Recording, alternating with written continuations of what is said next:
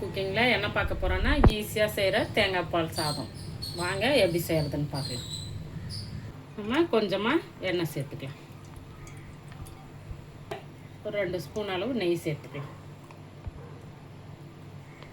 ஒரு 1/4 ஸ்பூன் சோம்பு சேர்த்துக்கலாம். ஒரு 2 துண்டு பட்டை, ஒரு 4 லவங்கம், ஒரு 4 ஏலக்காய், ஒரு அன்னாசிப்பூ, கொஞ்சமாக பிரிஞ்சி இலை சேர்ந்து நல்லா பொரியட்டும். கொஞ்சமாக முந்திரி சேர்த்துக்கலாம். கொஞ்சமாக வெங்காயம் சேர்த்துக்கலாம். வெங்காயம் நம்ம பிரியாணிக்கு எப்படி வதக்கும் அது போலவே வெங்காயம் நல்லா வதங்கணும், கலர் மாறணும். வெங்காயம் பாருங்கள் நல்லா வதங்கிடுச்சு. இப்போ ஒரு 4 பச்சை மிளகாய் சேர்த்துக்கணும். காரம் கொஞ்சம் கூட வேணுங்கிறவங்க ஒரு 2 பச்சை மிளகாய் சேர்த்துக்கணும். அது இஞ்சி பூண்டு பேஸ்ட் சேர்த்துக்கணும். இஞ்சி பூண்டு வந்து நிறைய வேணாம், கொஞ்சமாகவே சேர்த்துக்கணும். பிரியாணிக்கு போடுற அளவுக்குலாம் இதுக்கு போடக்கூடாது, கம்மியாக சேர்த்துக்கணும். ஒரு கைப்பிடி அளவு புதினா, கொஞ்சம் கொத்தமல்லி, ஒரு 1/4 ஸ்பூன் அளவுக்கு கரம் மசாலா சேர்த்துக்கணும். ஒரே ஒரு தக்காளி நறுக்கி இப்படி சேர்த்துக்கணும். கொஞ்சம் பெரிய பீஸாகவே சேர்த்துங்க, தக்காளி ரொம்ப வதங்கக்கூடாது. அதுக்காக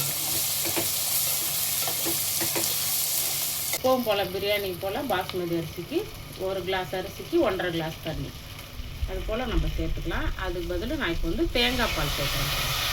தேங்காய் அரைச்சி நல்லா பால் புழிஞ்சு எடுத்து வச்சுக்கிறேன். இது வந்து எக்ஸ்ட்ரா தண்ணி அந்த பாலில் கலந்து ஊற்றுறேன். உப்பை சேர்த்துக்கலாம். நம்ம நல்லா லேசாக ஒரு கொதி வரும்.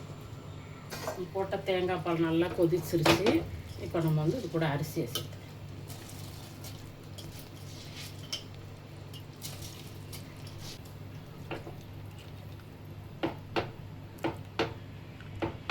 தட்டு போட்டு மூடி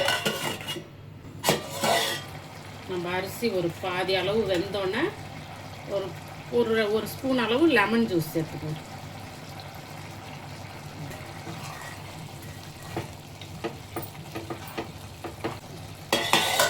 மூடி போட்டு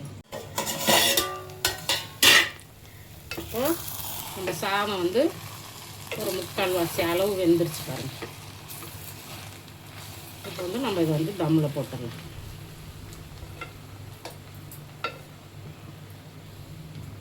ரொம்ப டேஸ்ட்டாக இருக்கும் சாப்பிட்றதுக்கு. நான் எப்படி செய்யணும் அதே போலவே நீங்களும் செஞ்சு பாருங்கள்.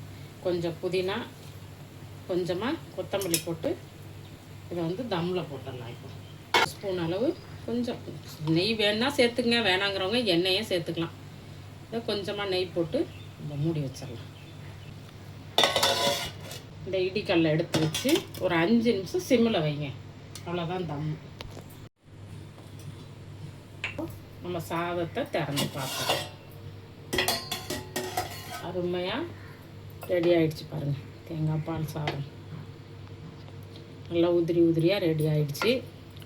எப்படி இருக்குன்னு பாருங்கள்.